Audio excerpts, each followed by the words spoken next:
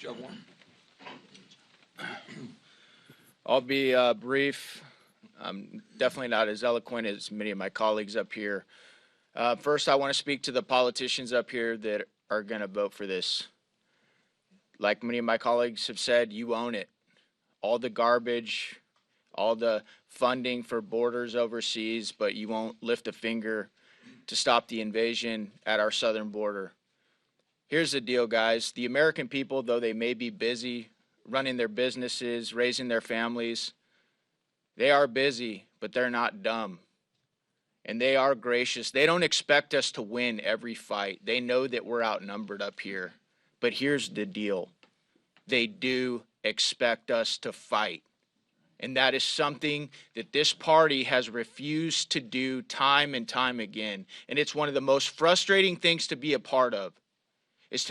We know what the Democrats are going to do. They're going to destroy the country. They're driving us off the cliff at 95 miles per hour. Well, guess what? Our solution, the Republican Party, we're going to dial that down to 90 miles per hour, but we're still driving this thing off the cliff. Just we're backing it down a couple degrees, and it's pathetic. All right? Pick a principled fight. I don't know, maybe like the border invasion. I hear leadership say it's the hill we're going to die on. Really? Do you even know what that means? That means you got to take a hill and be willing to die on it. I don't see it. And until I see it, I'm not going to be like a lot of politicians up here and be a cheerleader for it, because it's garbage and it's destroying this country. It's destroying the future for my kids and your kids. Now I want to speak really quickly to the American people. I know you're busy. I know it's hard out there. I know you're being killed by inflation. I know many of you have lost your kids to fentanyl.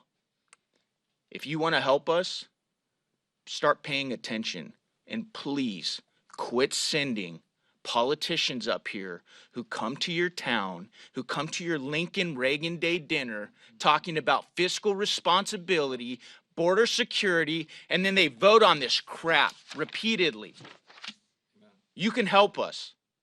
Quit sending them up here, because in case you guys haven't noticed, we are radically outnumbered. It's always the same names. It's always the same names of people trying to stop it. And it's always the same names, unfortunately, who talk a good game in the media and back at home in their districts. And then they come up here and they vote for this crap, hoping that you don't pay attention. You can help us. Clearly, I'm a hell no on this bill. Thank you. Let's see. Mr. Ogles, you're next. Thanks, Eli. Good job.